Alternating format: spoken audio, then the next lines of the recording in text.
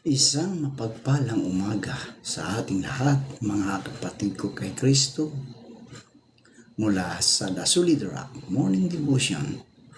Isang kagalakan na muli tayo ay makapagbulay-bulay sa salita ng Panginoon sa umagang ito. Mga ilang minutong pagbubulay-bulay ng mga salita ng Panginoon upang papurihan at sambahin ang ating Panginoong Hesukristo. Ang ating pong pagbubulay-bulayan ngayong umaga ng Miyerkules ay matatagpuan sa mga libro ni San Mateo, Kabanata 5, talatang 38 hanggang 42. Ito ang sinasabi. Narinig ninyong sinabi, mata sa mata at ngipin sa ngipin. Ngunit sinasabi ko sa inyo, huwag paghihigantihan ang masamang tao. Kung sinampal ka sa kanang pisngi, iharap mo rin sa kanya ang kaliwa. Kung isakdal ka ninuman upang makuha ang iyong damit panloob, ibigay mo ito sa kanya, pati ang iyong damit na pangbalabal. Kung pilitin ka ng manlulupig na pasanin ang kanyang dala ng 1 milya, pasanin mo iyon ng 2 milya. Bigyan mo ang nanghihingi sa iyo at huwag mong tanggihan ang nanghihiram sa iyo.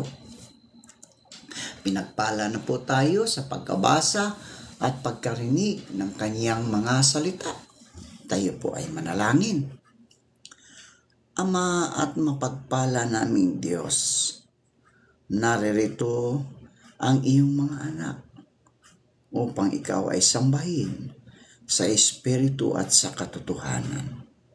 Sa isang magandang umaga na iyong ibinigay sa amin. Maraming salamat sa muli mong paggising sa amin, sa muli mong pagbibigay ng buhay at lakas upang kami, O Diyos, ay patuloy na humarap sa hamon ng buhay dito sa mundong aming ginagalawan. Dalangin namin na pagpalain mo ang mga anak mo na patuloy na sumusunod sa iyo ng may pasasalamat. Dalangin namin na ingatan mo ang aming mga mahal sa buhay, ang aming mga anak, asawa at mga kapamilya, kaibigan sa lahat ng kanilang gawain sa buhay. Dalangin namin na pagalingin mo ang mga may karamdaman upang ma-restore ang kanilang lakas na nawala dahil sa karamdaman. Partikular na po, Panginoon, ang aming kapatid na si Mona Lisa Simpliciano na nahaharap sa malaking hamon sa buhay dahil sa karamdaman. Dalangin ko na pagalingin mo po siya, Panginoon. Alam ko na kahit anong klaseng karamdaman, Panginoon, ito man ay diabetes, cancer, high blood at iba pa. Kami, O Diyos, ay nagtitiwala sa iyo na ito iyong pagalingin sa ngalan ng iyong anak na si Hesukristo na namatay sa krus at muling nabuhay, at dahil doon kami ay iyong pinagaling sa aming mga karamdaman. Amin ding inilalapit sa inyo, Panginoon, ang aming mga kapatid na mga matatanda na, mga senior citizen, na sila ingatan mo, O Diyos, sa panahon ngayon dahil sa sobrang init. Ilayo mo po sila sa anumang karamdaman, sa mga heat stroke, Panginoon. Bagkus proteksyonan mo sila, Panginoon. Pandungan mo sila ng iyong mahabaging pakpak upang sila, O Diyos, ay hindi mainitan.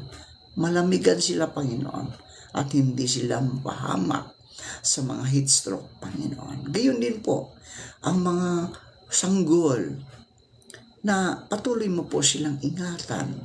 Ilayo mo sila sa anumang kapahamakan, O Diyos. Ilayo mo sila sa mga karamdaman sa sobrang init ngayong panahon, O Lord. Panginoon, Ikaw ang siyang aming Diyos na nagmamahal. Dalangin ko, O Diyos, na Ikaw ang patuloy na magprotekta sa lahat ng mga tao, sa lahat ng iyong mga nilikha, Panginoon. Dalangin ko rin ang mga mangingisda, Panginoon, na naroon sa laot, naghahanap buhay. Ingatan mo sila sa init, Panginoon, sa sobrang init. Ilayo mo sila sa anumang mga kapahamakan. Gayon din po ang mga magsasaka na patuloy silang nagsaka sa ilalim ng init, Panginoon. Tulungan mo po sila, Panginoon. Bigyan mo sila ng proteksyon sa init upang hindi sila ma-heat stroke, Panginoon. Tulungan mo po ang iyong mga anak na ito na naghahanap buhay ng marangal. Lord, maraming salamat po. Salamat, Panginoon, sa mga katugunan sa aming mga panalangin. Sa pangalan ni Jesucristo na aming Diyos at tagapagligtas. Amen. Amen. Huwag maghiganti sa masamang tao. Madaling pakinggan. Diba? Madaling pakinggan. Subalit, mahirap gawin. Ilan ba sa atin ang tuwing may kaaway ay gigil na gigil? Makikita natin yan, mga kaibigan, sa mga lansangan habang tayo'y nagmamaniho ng sasakyan, di ba? Magitgit ka lang ng kaunti, gigil na gigil ka na. Masasabi ang lahat ng masasamang salita sa likod man o sa harap, sapagkat natatamaan ang ating mga pride o pagmamataas sa sarili. Nagagalit tayo, kaya gusto nating gumanti. Subalit, mga kaibigan, taliwas dito ang utos ng Diyos. Bakit? Bakit? Upang tayo'y matutong magpakababang loob. Dito tayo ay mas magiging malapit sa Diyos at malalaman ang kanyang kababaang loob na nagligtas sa ating lahat. Diyos nga, mga kaibigan, nagpakababa. Tayo pa kaya? Tao lang, no? Tao pa. Di ba? Ibig ipahiwatig ng Panginoong Hesus na tayo nawa ay matutong tumanggap ng kahit anong pagsubok sa buhay. Kahit anong gawin sa atin ay ayos lang. Dahil dito tayo magiging malakas. Dahil alam natin na huwag tatapakan tayo. Lalo tayong iangat ng Diyos. Tuwing sasaktan tayo, lalo tayong hihilumin at papanigan ng Diyos. Maliwanag yun. So sa tuwing may kukunin sa atin, mga kaibigan, lalong pupunuan ng Diyos ang ating mga kailangan. Higit pa doon, no? Diyos ang ating magiging tagapagtanggol at sandigan. Kailangan lamang natin, mga kaibigan, no? Kailangan lamang nating magtiwala sa Diyos, sa Kanya, at maging tapat. Yun lang kailangan, magiging tapat, maniwala at tapat tayo sa ating Panginoong Hesukristo. magpatawad at tayo ay patatawarin. At kalulugdan ng Diyos yan. Di ba? Kapag tayo ay magpapatawad, mga kaibigan, tayo din ay patatawarin at kalulugdan tayo ng Diyos. Maliwanag po yun. Kumpara mo ito sa mga magagalitin. Kumpara mo sa mga magagalitin, mga kaibigan. Kinukuha na nila ang ganti sa kanilang sarili. Dahil dito'y mas magkakasala sila at lalong hindi matutulungan ng Diyos. Sa tingin niyo ba, mga kaibigan, ay may taong makakapantay sa hustisya ng Diyos? Wala. Wala yun. Kapag Diyos ang lumaban para sa atin, mga kaibigan, at hinayaan natin iyon ayon sa ating pagtitiis, tayo na ang panalo. Tayo na ang panalo sa laban na ito. Walang karma, kaibigan. Walang swerte. Walang malas. Tanda natin yan. Sa isang Kristiyano, walang karma. Walang swerte. Walang malas. Lahat ito'y hindi totoo at hindi dapat paniwalaan. Dahil ito'y mula sa ibang relihiyon at paniniwala. Sa ating mga Kristiyano, mga kaibigan, Diyos lang at ang Kanyang hustisya sa mga nang-aapi at awa sa mga naapi ay sapat na. Sa Diyos lamang tayo, mga kaibigan, magtiwala. Sa Diyos lamang tayo tatalima. Kaya sa sunod-sunod na tayo'y saktan, mga kaibigan, hayaan natin Diyos ang gumanti. Hayaan natin ang Diyos ang gumanti. Magsumbong tayo sa Kanya. Magsumbong tayo sa ating magulang, sa ating Ama, ang Panginoong Hesukristo. Huwag tayong mahiyang buksan ang ating puso sa ating Ama. Huwag natin sarilinin ang hinagpis upang di tayo matukso ng dyablo sa masamang isip at gawain.